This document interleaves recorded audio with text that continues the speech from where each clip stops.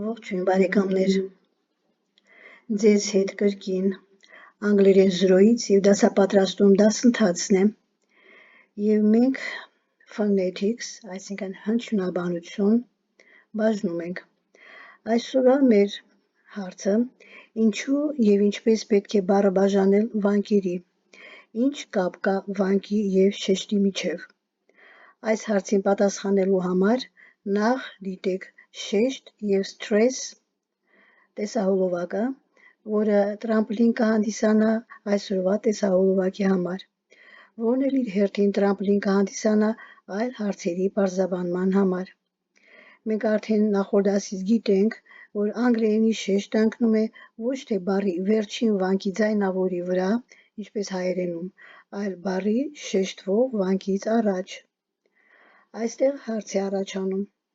իսկ ինչ է իրենից ներկայացնում վանկը։ Երկրորդ հարցը. ինչ սկզբունքով է բառը բաժանվում վանկերի, այսինքն վանկատվում։ Երրորդ հարց. ինչ քերականական կանոններ պետք է իմանալ բառը վանկերի բաժանելու համար։ Հաջորդ հարցը. ինչ է հնչյունը։ Հինգերորդ հարց. որոնք են անգլերենի ձայնավոր հնչյունները։ Վեցերորդ.